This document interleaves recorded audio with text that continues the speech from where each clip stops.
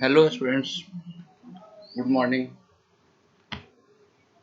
मैं अनिरुद्ध सिंह अकेला, PGT physics के न्यू कैंट प्रयागराज, आप सबके लिए एक नया वीडियो लेकर के आया हूं, जिसमें हम लोग आज एम्पियर सर्किटल लॉ के बारे में हम लोग चर्चा करेंगे। इलेक्ट्रोस्टैटिक्स में आप लोगों ने स्टडी किया है कूलम्ब्स लॉ और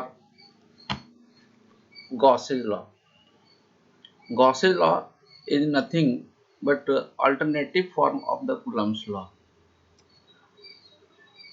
ठीक उसी तरह से हम लोग मैग्नेटोस्टैटिक्स में, मैग्नेटिज्म में बायोट एंड सावर्ट्स लॉ हम लोग स्टडी कर चुके हैं। आज हम लोग एम्पियर सर्किटल लॉ के बारे में चर्चा करेंगे।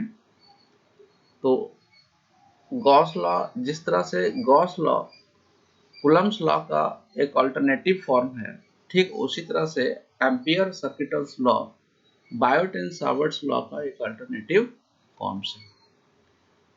इलेक्ट्रोस्टैटिक्स में इन दोनों लॉज, कूलम्ब्स लॉ और गॉसेज लॉ, इन दोनों लॉ का यूज किया जाता है इलेक्ट्रिक फील्ड फाइंड करने के लिए। जैसा कि आप जानते हैं कि कूलम्ब्स लॉ को मैथमेटिकल फॉर्म में हम लिख सकते हैं F is equals to 1/4πε0, that is a constant quantity K into Q1 Q2 by R square,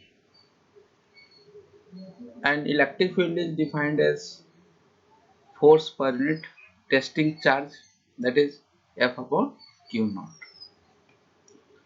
Gauss's law के बारे में भी आपने ठीक उसी तरह से, जिस तरह से आप इन दोनों लॉ को, कूलम्ब्स लॉ और गॉसेज लॉ को यूज करते हैं इलेक्ट्रिक फील्ड को फाइंड करने के लिए, ठीक उसी तरह से बायोट एंड सावर्ट्स लॉ और एम्पियर सर्किटल लॉ दोनों का यूज हम लोग मैग्नेटिक फील्ड को फाइंड करने के लिए यूज करते हैं। हम लोग यहाँ गॉस लॉज को रिवाइज कर लें। जिस तरह से गॉस लॉ यहाँ पर दिया गया है, उसी तरह से एम्पियर सर्किटल लॉ है। आप यदि इलेक्ट्रोस्टैटिक्स और मैग्नेटोस्टैटिक्स में कंपेयर करते हैं, तो जो प्लेस इलेक्ट्रोस्टैटिक्स में कूलम्ब्स लॉ का है, वही प्लेस मैग्नेटोस्टैटिक्स में बायोट एंड सावर्ट लॉ का है। और जो प्लेस गॉसेज लॉ, इलेक्ट्रोस्टैटिक्स में गॉसेज लॉ का है, वही प्लेस आपका मैग्नेटोस्टैटिक्स में एम्पियर सर्किटल लॉ का है। तो गॉसेज लॉ को हम लोग एक बार शॉर्टली रिवाइज कर लें तो एम्पियर सर्किटल लॉ को इजीली हम लोग समझ सकते हैं। गॉसेज लॉ इज डिफाइंड और stated as the surface integral of electric field over a closed surface, that is denoted by this symbol E dot ds, integration over that closed surface is equals to 1/epsilon naught times of the total charge enclosed by the closed surface. That can be also written as Q enclosed, that is net charge enclosed by the charged surface, divided by epsilon naught. Similarly, we can write in mathematically B dot dl is equals to mu naught I. Here this B dot dl integration, this integration over closed line, that is B dot dl is equals to mu naught I. Here I is the total current। जिस तरह से यहाँ पर Q naught, Q I और Q is known as total charge enclosed by the surface, ठीक उसी तरह से I is the total current threading by the closed loop और closed curve। तो गॉसेज लॉ का जब हम यूज करते हैं किसी इलेक्ट्रिक फील्ड को फाइंड करने के लिए, तो हम लोग एक गॉसियन सरफेस कंसीडर करते हैं। ठीक उसी तरह से यहाँ पर हम लोग जब एम्पियर सर्किट लॉ को यूज करेंगे तो गॉसियन सरफेस के प्लेस में हम लोग एक क्लोज लूप कंसीडर करेंगे जिसको एम्पेरियल लूप कहेंगे। और इन दोनों लॉस को हम लोग गॉसियन लॉ और एम्पियर सर्किट लॉ को जो है यूज जो करते हैं for simple and useful for symmetrical system, यानी किसी सिमेट्रिकल सिस्टम के कारण इलेक्ट्रिक फील्ड और मैग्नेटिक फील्ड फाइंड करने के लिए यह एक सिंपल और यूजफुल तरीका है जिसके जिस सिस्टम के लिए हम लोग कूलम्ब्स लॉ या बायोट-सावर्ट लॉ के थ्रू हम लोग इजीली और सिंपली नहीं फाइंड कर सकते हैं इलेक्ट्रिक फील्ड और मैग्नेटिक फील्ड, लेकिन हम लोग गॉस लॉ और एम्पियर सर्किट लॉ को यूज करके हम लोग सिंपली सिमेट्रिकल सिस्टम के लिए मैग्नेटिक फील्ड फाइंड करते हैं। तो चलिए हम लोग डिटेल स्टडी करते हैं एम्पियर सर्किट लॉ का। स्टेटमेंट को यहाँ पर देखें। द लाइन इंटीग्रल क्वेश्चंस यहाँ पर इस तरह से आता है, state and prove ampere circuit law. So first we discuss its a statement about its a statement. A statement is like this: the line integral for a closed surface, line integral for a closed curve, not surface, closed curve, that is denoted by integration of b dot dl. This integration represents the sum of b dot dl, and this circle here represents for a closed curve. So this line integral for a closed curve, that is this one, is equals to mu naught times the net current I threading through an area bounded by the curve. Gaussian surface Gauss theorem के अंतर्गत यहाँ पर देखिए mu naught times की जगह पर 1/एप्सिलॉन times और net current I के प्लेस पर नेट चार्ज आई हो जाता है। ठीक है, डिफरेंस आपका यही है। वहां पर हम लोग इसके प्लेस पर सरफेस इंटीग्रल लिखते थे ई डॉट डी एस, लेकिन यहाँ पर क्या है, line integral of magnetic field, that is B dot D L. तो मैथमेटिकली हम लोग इसको इस तरीके से लिख सकते हैं, where mu naught is the permeability of the vacuum, b dot dl is equals to mu naught I, and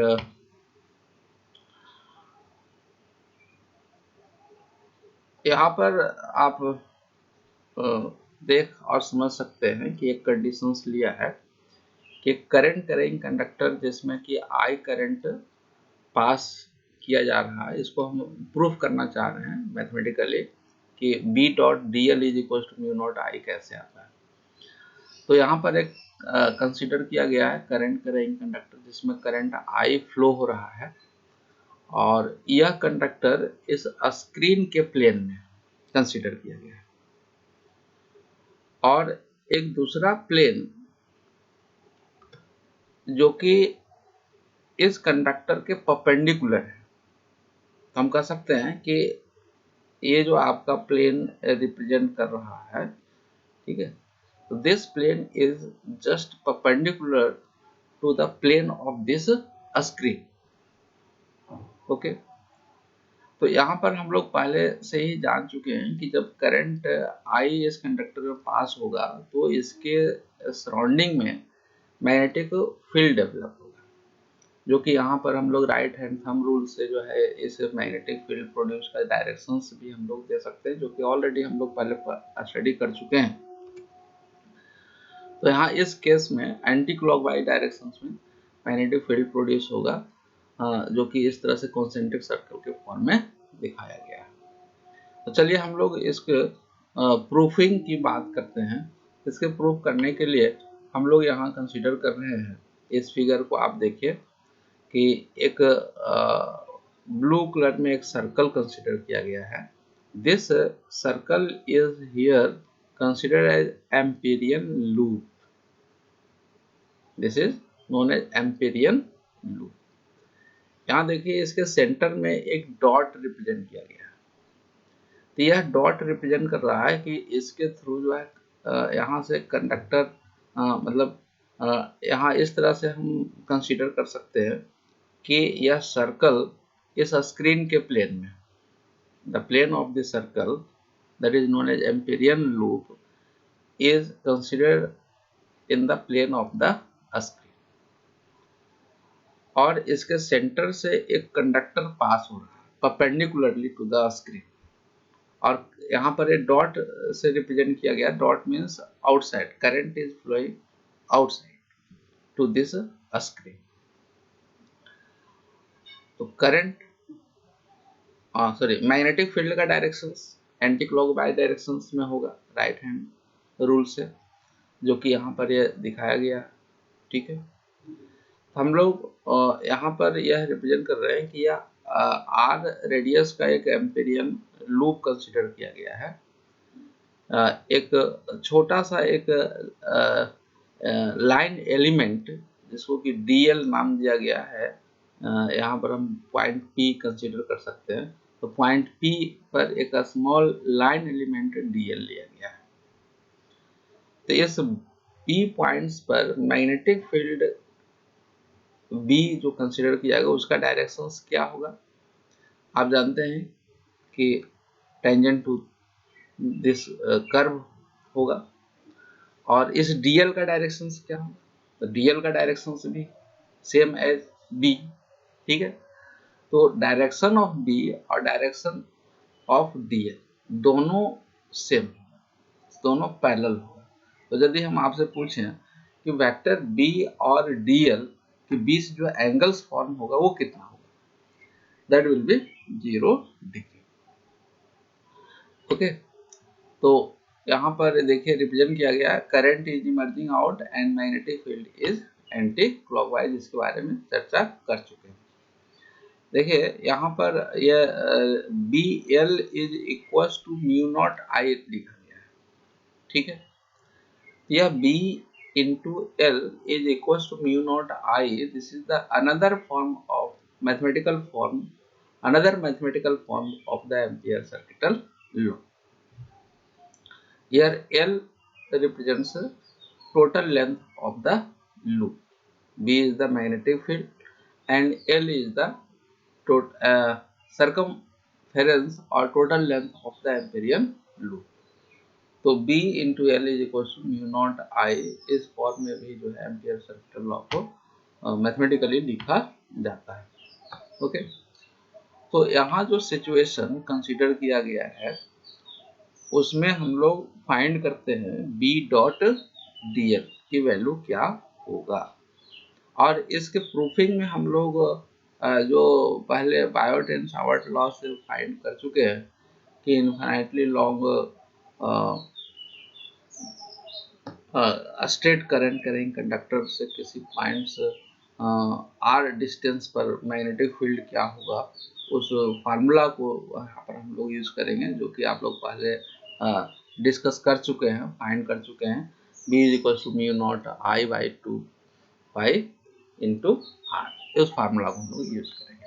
तो देखिए यहाँ पर इस बी डॉट डी एल को हम लोग लिख सकते हैं इस तरह से। यहाँ देखिए B dot D L, dot means here dot product, so by formula B dot dl is equals to B into dl cos theta, and here theta is 0 degree because the magnetic field or line element dl both have the same direction, so angle between B and dl is 0 degree, and cos 0 degree is equals to 1. So simply we can write B dot dl. Here dot means normal multiplication. B dot dl. B is a constant because the magnitude of magnetic field B at any point over this Amperian loop will be constant, always same. So B will be constant, so this is taken out, B and integration of D. Here this integration of dl represents the circumference of this circle or Amperian loop. So this will be 2 pi r. Circumference of circle is 2 pi r. So this becomes b into 2 pi r, and this can also be written as like this. What? B is equals to, अभी हम लोगों ने discuss किया कि B is the magnetic field produced due to the current carrying conductor carrying current I at distance r is equals to mu naught I 2 pi r. तो यह value यहाँ पर B के प्लेस पर पुट अप कर दिया गया है, and into 2 pi. So 2 pi r will cancel out simply. Remaining is here mu naught I. So this is the proofing of the Ampere circuital law. तो यह क्वेश्चन जनरली ये CBSE के द्वारा पूछा जाता है कि state and proof ampere circuitals law. तो ये सारी बातें आपको उसमें दर्ज करना होगा, लिखना होगा, तो आपको फुल मार्क्स प्राप्त हो जाएगा. नाउ अब हम लोग डिस्कस करना चाहते हैं इस एम्पियर सर्किटल लॉ का एप्लीकेशन पार्ट क्या है. What are the applications of ampere circuital law. तो यहाँ पर हम लोग 3 एप्लीकेशंस की चर्चा करेंगे. वन, जो अभी हम लोगों ने यूज किया था कि magnetic field produced due to the current carrying conductor at distance r is mu naught I by 2 pi r, जो कि इस एम्पियर सर्किटल लॉ को प्रूफ करने के लिए यूज किया था. तो उस चीज को हम, उस फार्मूला को यहाँ पर एम्पियर सर्किटल लॉ को यूज करके कैसे फाइंड करेंगे, इसकी चर्चा करेंगे. और दो नया डिवाइस जिसकी चर्चा हम लोगों ने पहले नहीं किया है, नया सिस्टम है, that is known as solenoids and toroid. तो सोलेनॉइड और टोरॉइड के इनसाइड आउटसाइड क्या मैग्नेटिक फील्ड होगा, इसको फाइंड करने के लिए भी हम लोग एम्पियर सर्किटल लॉ का यूज करेंगे.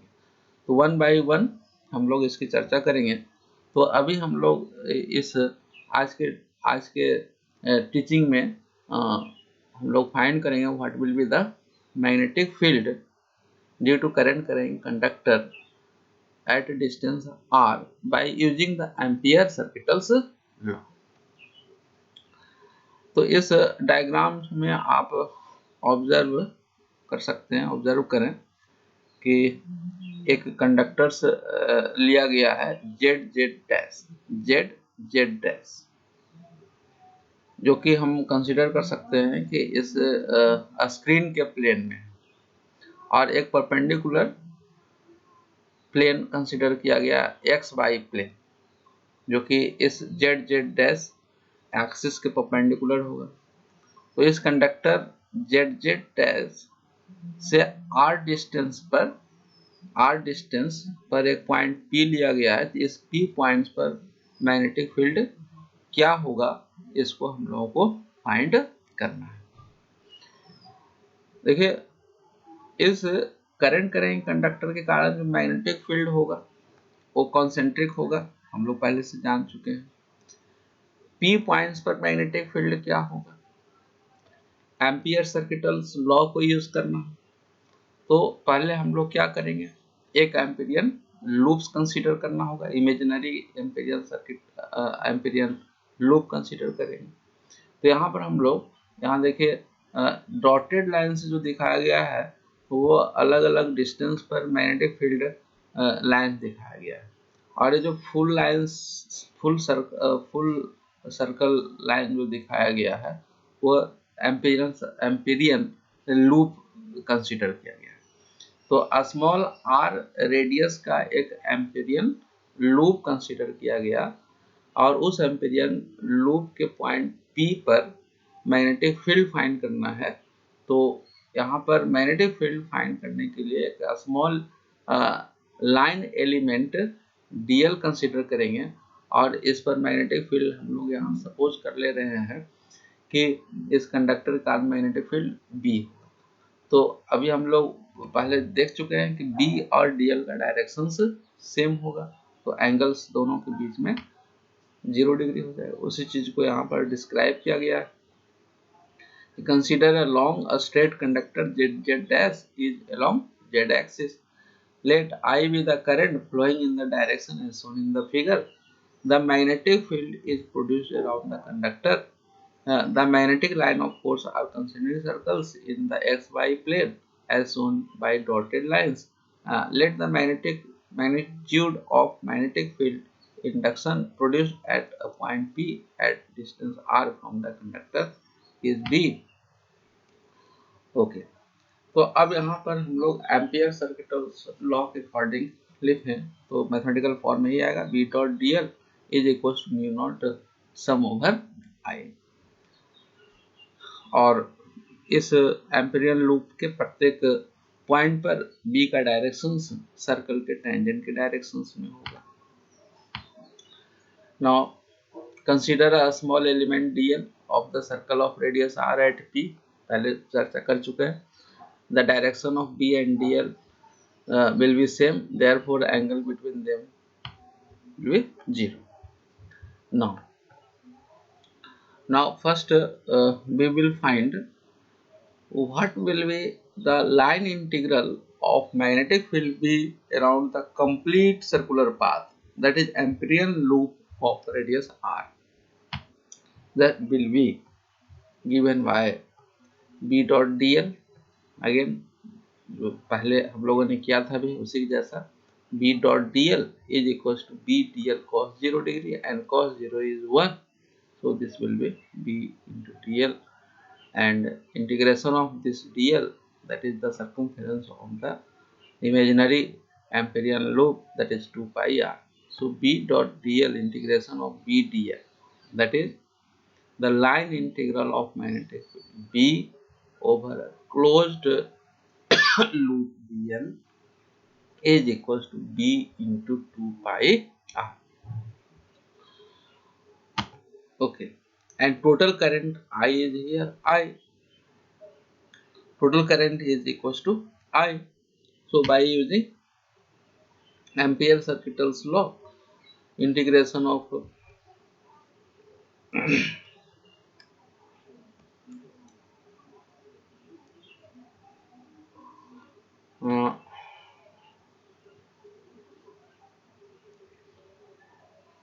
integration over closed surface B dot dl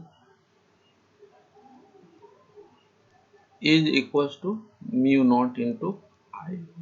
यही आपका एम्पियर सर्किटल लॉ का मैथमेटिकल फॉर्म। तो B डॉट dl की वैल्यू हम लोग यहाँ फाइंड कर चुके हैं, B इंटू 2 पाई आर। तो यहाँ पर हम लोग इसकी वैल्यू पुटअप करेंगे, क्या टर्म्स आएगा, this one B into 2 pi R is equal to mu naught I. So what will we be? So B is equals to mu naught I by 2 pi r. So this is the magnetic field due to the current carrying conductor. देखिए same value आ गया, Biot-Savart law का use करके हम लोगों ने वहाँ पर straight conductor current carrying conductor से जो मैग्नेटिक फील्ड फाइंड किया था r डिस्टेंस पर, उसके लिए एक्सप्रेशन यही आया था। अब इस चीज को हम लोग दूसरे फॉर्मेट में भी लिख सकते हैं।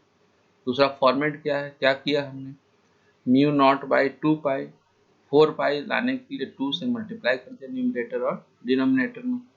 सो म्यू नॉट बाई 4 पाई और इसकी वैल्यू हम लोग जानते हैं 10 टू पावर -7, एक कांस्टेंट क्वांटिटी है।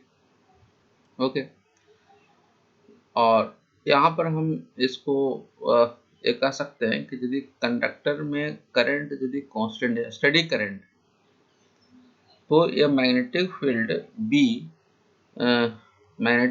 B जो डिपेंड करेगा ओनली डिस्टेंस r पर करेगा, डिस्टेंस पर करेगा।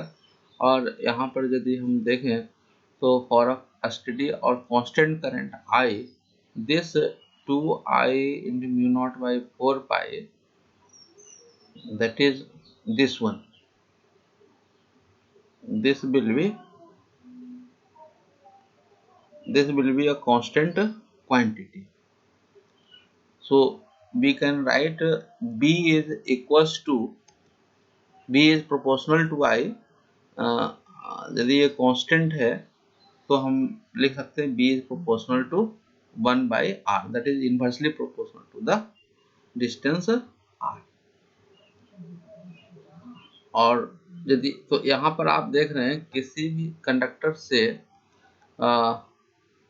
किसी पॉइंट पर मैग्नेटिक फील्ड डिपेंड कर रहा है टू फैक्टर्स पर।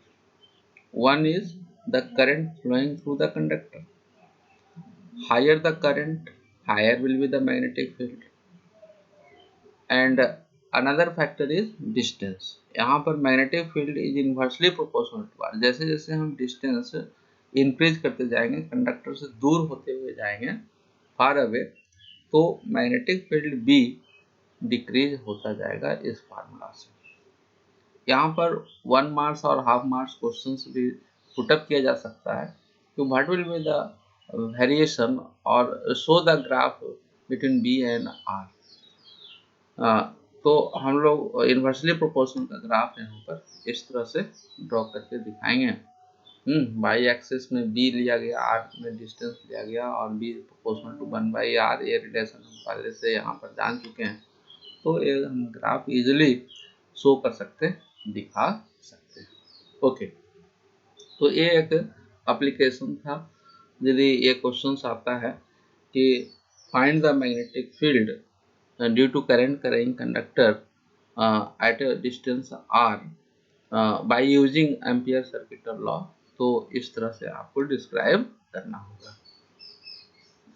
यस, अब हम लोग डिस्कस करने जा रहे हैं एनसीईआरटी, सॉरी उसके पहले थिंग्स टू रिमेम्बर। किन किन बातों पर हमें यहाँ ध्यान देना है। यदि हम कंपेयर करें तो ये हमें प्राप्त हो रहा है कि relationship between Ampere circuit law and Biot Savart law in magnetostatics is similar to relationship between Gauss law and Coulomb's law in electrostatics, जिसकी चर्चा हम लोग पहले भी कर चुके हैं। Yes, second points to remember, Ampere circuit law holds for a steady current which do not change with time। Means क्या कह रहा है कि ये केवल डीसी करंट्स के लिए ही यूज कर सकते हैं, क्योंकि डीसी करंट किसी कंडक्टर के होल क्रॉस सेक्शनल एरिया के अक्रॉस यूनिफॉर्मली डिस्ट्रीब्यूटेड होते हैं। आप दूसरे टाइप के करंट जो कि अल्टरनेटिंग करंट 10th क्लास में भी आप लोग स्टडी कर चुके हैं, एसी करंट। तो एसी करंट के केस में क्या होता है कि होल क्रॉस सेक्शनल एरिया के अक्रॉस करंट यूनिफॉर्मली डिस्ट्रीब्यूटेड नहीं होता है। तो ये ampere circuit law holds for only DC current. Third one, amperes and Gauss's law. Amperes and Gauss's law relate one physical quantity on the boundary to another physical quantity that is called source। यानी देखिए, ampere circuit law quantity क्या है? Magnetic field है, जो कि boundary पर आता है, और उस मैग्नेटिक फील्ड को रिलेट किया गया करंट जो कि सोर्स है। उसी करंट जो करंट फ्लो हो रहा है, उसी करंट के कारण मैग्नेटिक फील्ड प्रोड्यूस होता है। तो एम्पियर सर्किट लॉ एक physical quantity that is magnetic field, जो कि उस जो एम्पियर सर्किट एम्पिरियंस लूप कंसीडर करते हैं उसके बाउंड्री पर होता है, उस चीज को रिलेट करता है किसके साथ? करंट, जिसके कारण मैग्नेटिक फील्ड प्रोड्यूस होता है। ठीक उसी तरह से गॉसेज लॉ भी एक नया quantity that is electric field, जो कि बाउंड्री पर फाइंड करना होता है, तो उसको रिलेट किया गया है चार्ज से, हाँ, और जिसके कारण इसी चार्ज के कारण जो है इलेक्ट्रिक फील्ड प्रोड्यूस होता है, इसीलिए यहाँ पर करंट और चार्ज के लिए सोर्स टर्म दिया गया है। यस, ओके, एक वेरी इंपॉर्टेंट क्वेश्चन जो एनसीईआरटी का जो है एग्जाम्पल क्वेश्चन है, प्रॉब्लम्स है, जो कि एक बहुत ही इम्पोर्टेंट क्वेश्चन है, सीबीएसई के द्वारा जो है बार बार ये आस्क किया जाता है। तो इस क्वेश्चन को यहाँ पर देखने की कोशिश करिए कि ये फिगर्स आपको यहाँ पर दिया गया है, इस फिगर को आप ऑब्जर्व करें।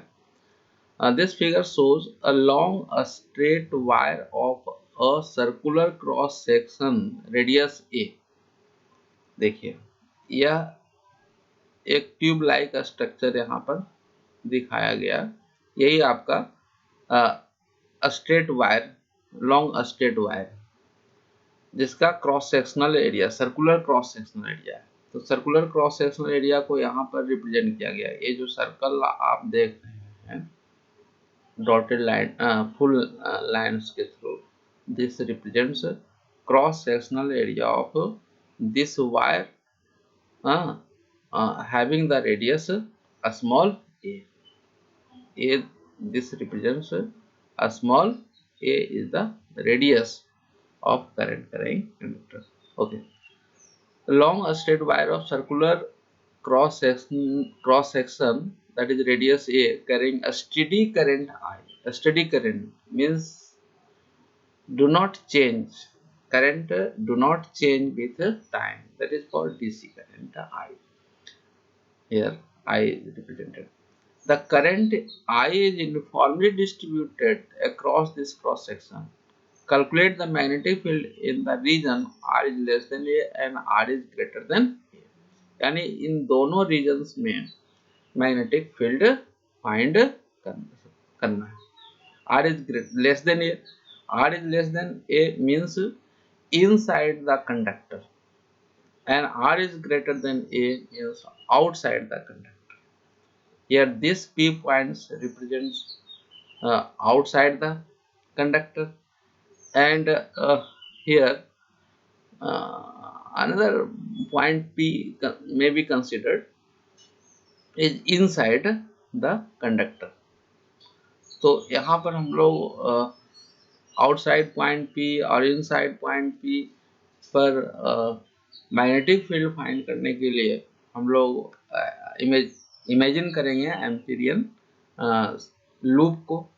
तो 1 by 1 हम लोग एम्पीरियन लूप को इमेजिन कर करके और मैग्नेटिक फील्ड फाइंड करते हैं एम्पियर सर्किटल्स लॉ का यूज करके। ठीक, तो पहले हम लोग फाइंड करते हैं कि if R is greater than A means if the point P outside the conductor, that is ampere circuital loop is consider किया गया है, जिसको कि लेवल 2 से नाम दिया गया है।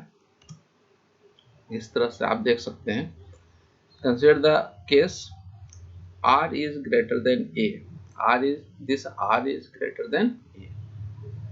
एम्पिरियन लूप जिसको कि 2 से रिप्रेजेंट किया गया, लेवल किया गया है, is a circle concentric with the cross section.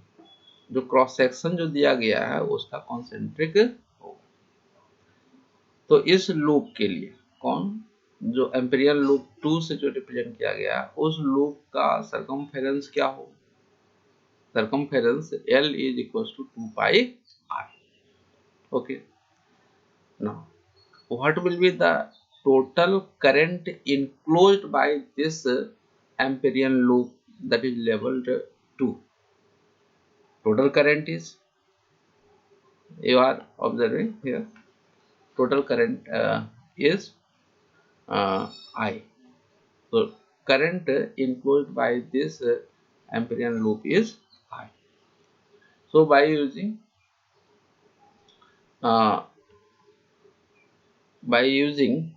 ampere circuital law, B dot dl and is equals to mu naught I, जो कि दूसरा फॉर्मेट में भी हम लोगों ने डिस्कस किया था, B into L is equal to mu naught I. यहाँ देखिए B into d l dl means 2 pi r, l means 2 pi r. 2 pi r is the circumference of this amperian loop. So b into 2 pi r, that represents line integral of magnetic field B over closed amperian loop of radius r is equals to mu naught into I. So B is equals to mu naught I by 2 pi r.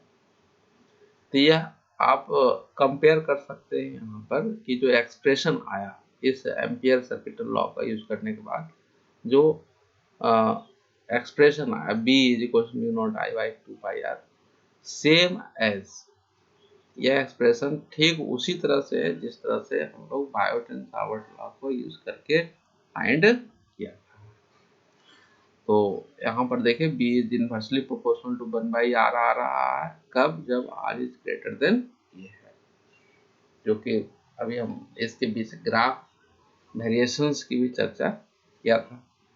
अब second case हम लोग यहाँ consider कर रहे हैं कि if r is lesser than a, यदि r की वैल्यू a से स्मॉल है, यानी radius of the cross section of the wire से लेस, तब क्या होगा मैग्नेटिक फील्ड उस पॉइंट पर। तो अगेन हम लोग यहाँ पर एक एम्पिरियन लूप कंसिडर करेंगे। क्या कंसिडर करेंगे? एक एम्पिरियन लूप कंसिडर करेंगे जिसका कि रेडियस r यहाँ जो लिया गया है वह लेसर है इस a से। तो जिसको कि इस एम्पिरियन लूप को 1 नंबर से रिप्रेजेंट किया गया है। तो यहाँ पर एक एम्पिरियन लूप जिसको कि 1 से रिप्रेजेंट किया गया है कंसिडर किया गया। तो what will be the total length of this interior Amperian loop, that is L is equals to 2 pi r, 2 pi r। तो यहाँ पर हम लोग एम्पियर सर्किट लॉ यूज करने के लिए हम लोग जो है यहाँ पहले फाइंड करेंगे व्हाट विल बी द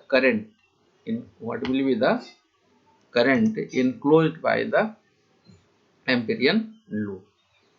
देखिए, जो लेवल 2 में जो एम्पिरियन लूप जो कंसीडर किया गया था, ठीक है। तो लेवल 2 जो करंट इनक्लोज कर रहा है, कितना करंट इनक्लोज कर रहा है? Level 2 I current, total current I enclose. लेकिन जो लेवल 1 का जो एम्पिरियन लूप है वह टोटल करंट आई इनक्लोज नहीं होगा। तो कितना होगा ये हमें फाइंड करना होगा, ठीक है। तो इसको हम लोग यूनिटरी मेथड से फाइंड करेंगे। इस तरह से यहाँ पर हम लोग रिप्रेजेंट कर सकते हैं कि पाई a square, cross sectional area is here pi a square. तो पाई a स्क्वायर एरिया से आई करंट पास हो रहा है। तो यूनिट क्रॉस सेक्शनल एरिया से कितना करंट पास होगा? तो यूनिटरी मेथड से हम लोग फाइंड कर सकते हैं I upon pi a square. So what will be the current passing through area pi r square. Here a small r is lesser than a, यानी दिस एम्पिरियन लूप के अंदर जो एरिया इनक्लोज हो रहा है that area pi r square. तो पाई r square area से जो करंट पास होगा that will B I upon pi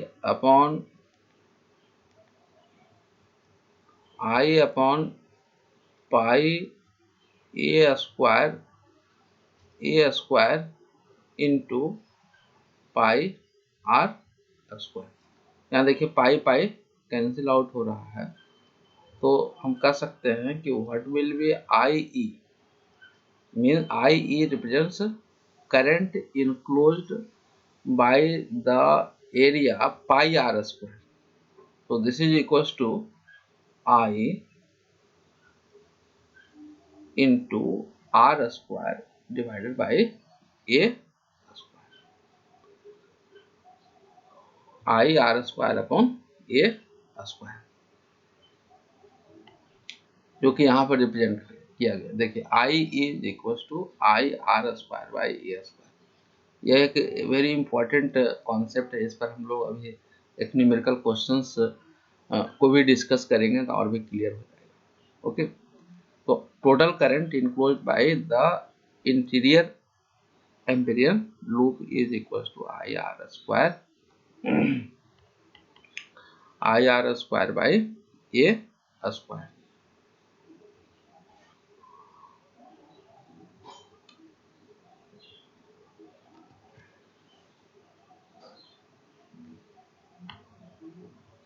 okay,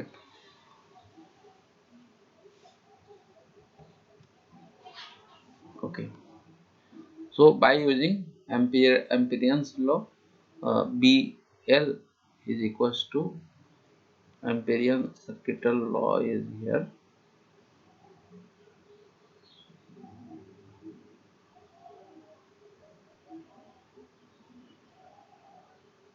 B into L is equals to mu naught into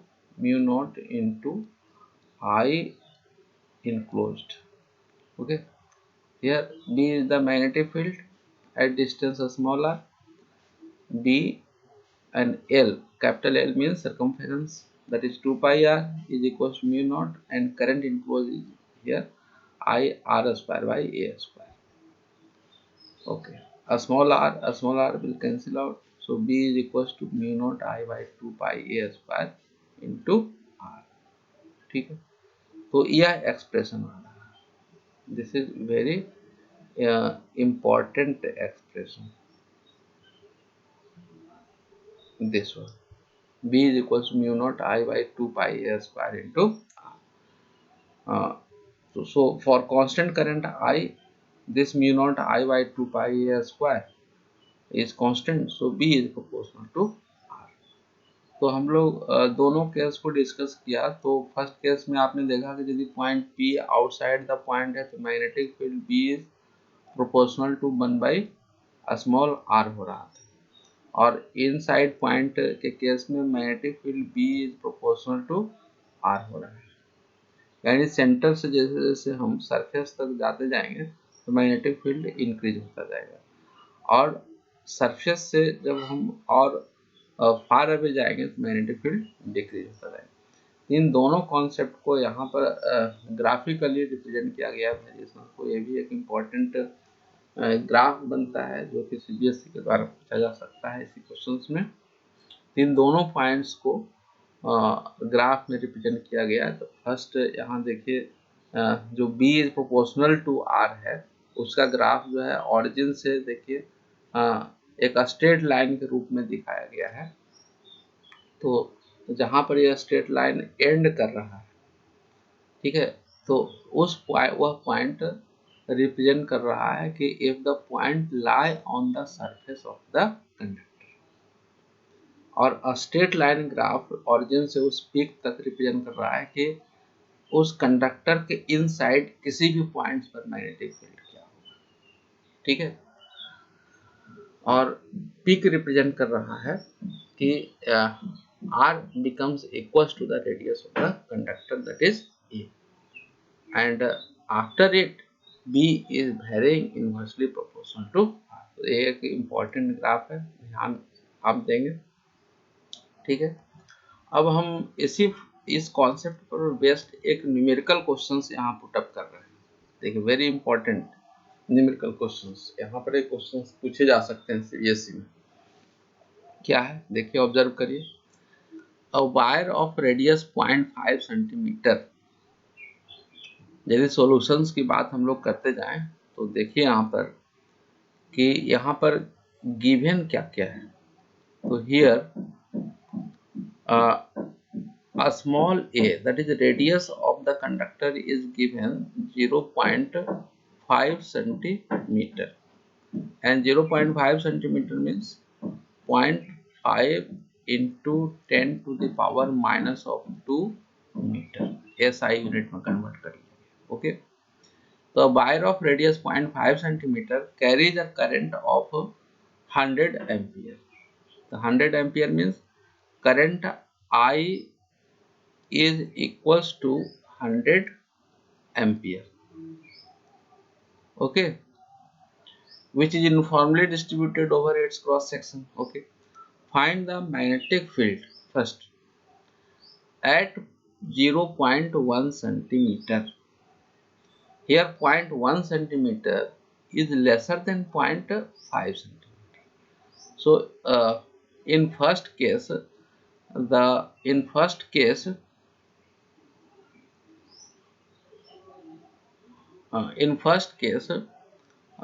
the point is inside the conductor, inside the wire. Here a small r, here a small r is given 0.1 centimeter, and this is equals to 0.1 into 10 to the power minus of 2 meter. Okay, which is interior,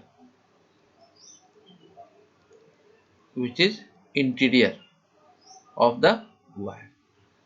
तो यहाँ पर हम कह सकते हैं कि जो formula use करेंगे दैट इज बी इनसाइड. तो बी इनसाइड अभी हम लोग जस्ट पहले फाइंड किए थे कि इनसाइड किसी डिस्टेंस आर पर क्या मैग्नेटिक फील्ड होगा. इनसाइड मैग्नेटिक फील्ड के लिए एक्सप्रेशन क्या फाइंड किया था, mu naught I upon 2 pi A square. A square means radius of the wire into a small r. A small r is the point at which magnetic field is to be found. So यदि हम यहाँ पर value इसकी put up करें, सभी constant value, mu naught जानते हैं आप लोग एसआई सिस्टम में 4 pi into 10 to power minus of 7. I is here 100 into r, a small r means 0.1 into 10 to the power minus of 2 and whole divided by 2 pi into a. A means 0.5 into 10 to the power minus of 2 whole square. ठीक, ये value आप यदि इसको correctly आप solve out करें तो solve out करते हैं, जिसको कि आप लोगों के लिए टास्क दिया गया है, करेंगे. इसकी वैल्यू जो आता है वो है 8 into 10 power minus of 4 Tesla. Tesla is the unit of magnetic field, SI unit of magnetic field. तो इस तरह से आप कैलकुलेट करके इसकी वैल्यू फाइंड करेंगे. ठीक, इसी तरह से आप लोग इसके सेकेंड केस को भी फाइंड कर सकते हैं. सेकेंड केस में क्या कहा जा रहा है, तो सेकेंड केस में देखिए क्या कहा गया. कहा जा रहा है कि at the surface of the wire. तो at the surface of the wire means surface of the wire का मतलब यह हुआ कि यहाँ पर आर की जो वैल्यू कह सकते हैं कि जो स्मॉल आर की जो वैल्यू होगी that will be equals to a, that is at the surface of the conductor. तो हम कह सकते हैं कि B surface means magnetic field at the surface is equals to, conductor के केस में जो फार्मूला यूज करते हैं एट द सरफेस वही फार्मूला यूज होगा, mu naught I upon 2 pi into radius small a. यह फार्मूला यूज होगा. तो देखिए ये फार्मूला को समझना है, याद रखना है या समझा हुआ होना चाहिए. तो this is equals to again उसी की जैसा हम लोग यहाँ वैल्यू पुटअप करेंगे 4 pi into 10 to the power into 10 power minus of 7 और into 100 and divided by 2 pi or into a means 0.5 into 10 power minus of 2. Here this is 10 to the power minus 2. And again if we solve it, then we will find क्या find करेंगे?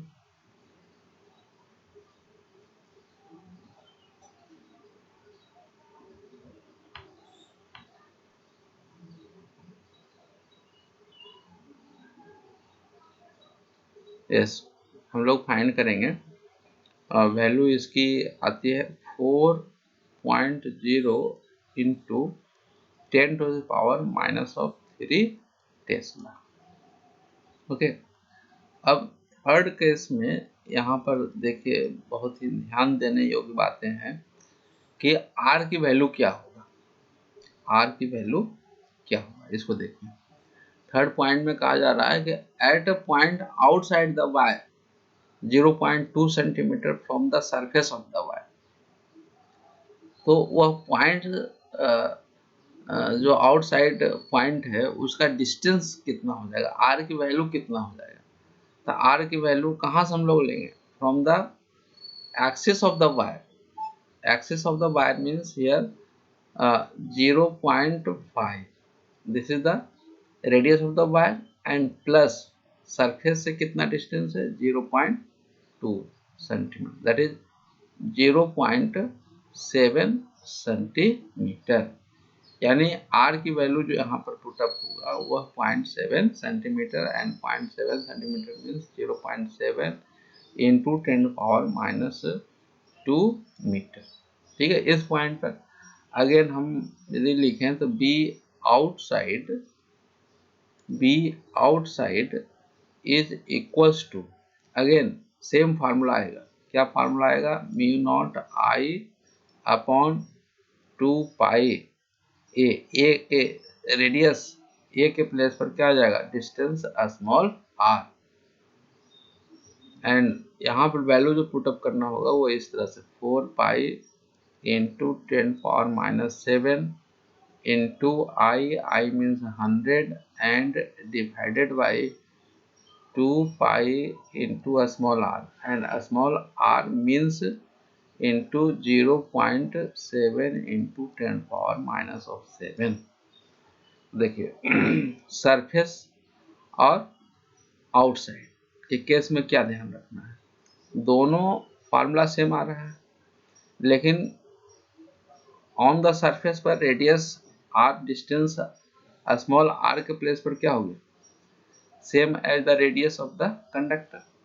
और outside के case में distance from the wire, और wire से distance जो लिया जाएगा वो कहाँ लिया जाएगा? From the axis of the wire, यानी radius plus distance of the point outside point from the surface of the wire, दोनों का सम हो जाएगा। ये पॉइंट आपको ध्यान में रखना है, इसी में गलतियां होती है।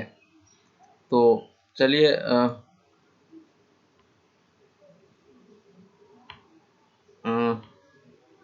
पॉइंट्स कहाँ गया? ओके, तो दिस इज इक्वल्स टू, इसकी वैल्यू यदि हम सॉल्व आउट करें तो इसकी वैल्यू आती है 2.86 into 10 to the power minus of 5 tesla. तो एक छोटा सा न्यूमेरिकल्स था, यदि ये कॉन्सेप्ट आप लर्न करते हैं उसी के साथ साथ न्यूमेरिकल क्वेश्चंस भी देख लें तो कॉन्सेप्ट क्लियर हो जाएगा, और जो भी क्वेश्चन सीबीएसई में पूछा जाता है उसका आंसर आप कर सकते हैं। तो चलिए इसी के साथ इसकी टॉपिक्स एंड कर रहे हैं। अभी इसके साथ कुछ आपको असाइनमेंट दिया जा रहा है। देखिए असाइनमेंट वेरी सिंपल है। एक क्वेश्चन यहाँ पुटअप किया गया है जो कि अभी आपने उसको डिस्कस किया, उसी पर बेस्ड है। देखिए a long straight solid conductor of radius 4 centimetre carries a sorry